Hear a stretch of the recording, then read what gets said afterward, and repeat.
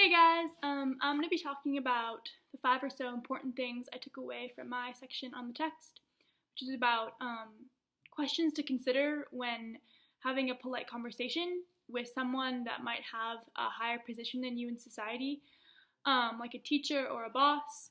So for this, I recorded a 1-minute conversation with my English teacher and transcribed it, and I'm going to be answering some questions from the text. In relation with some of the language I noticed that I used and that my teacher used in our conversation. So the first thing from the text that I thought was important, a good question to consider, was what relationship do I have with the person I'm talking to? So this is my teacher, and when going into this conversation, I assessed our relationship by asking her, like, excuse me, could I ask you a question? And I think this is a really good thing to teach people to do when talking about having a polite conversation with someone who has authority, because people who have authority generally have a lot of things to do. They have a lot of things to take care of. So asking something like, could I, using that language doesn't force the interaction on them. They have the opportunity to say, no, let's speak later, or talk to you. And I think it's just sort of a good way to be polite, is first asking if you can have the interaction in the first place. So that was the first one.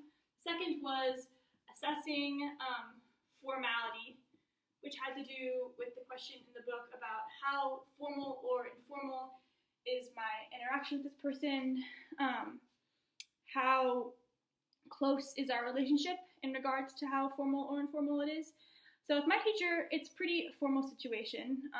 I'm only talking to her about things that have relevance to me doing well in school and her giving me information in relevance to that. So I noticed that when assessing this formality, I did call her Laura, which I knew to call her because she said that she wanted to be called that.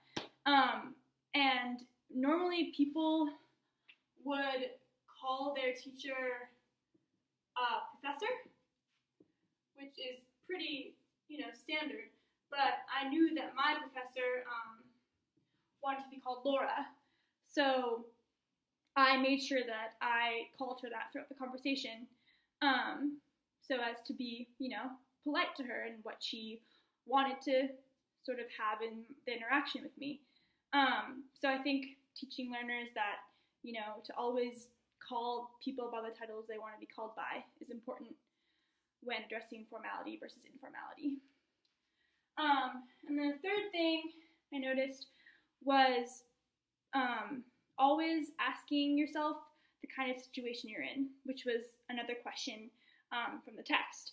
So in my situation, I was talking to my teacher, and so I only talked about things that had relevance to the readings and the discussions we were having. I didn't say, like, what I had for dinner, or like how I slept that night. I was only talking about things that related to class content, and she was only giving me information that related to class content because that was what I was there to do. I was there to get information about that. So the third thing would be assessing the situation.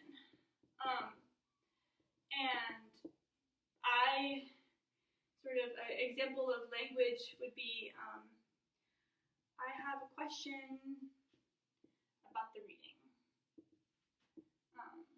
Not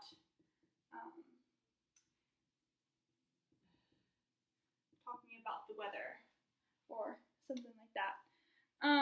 And then a fourth thing, which I think was one of the most important ones, was using appropriate language for the situation, which had to do with the question in the book about what are society's expectations in regards to the person I am talking to, the relationship we have, and what does society say is appropriate and polite for that situation.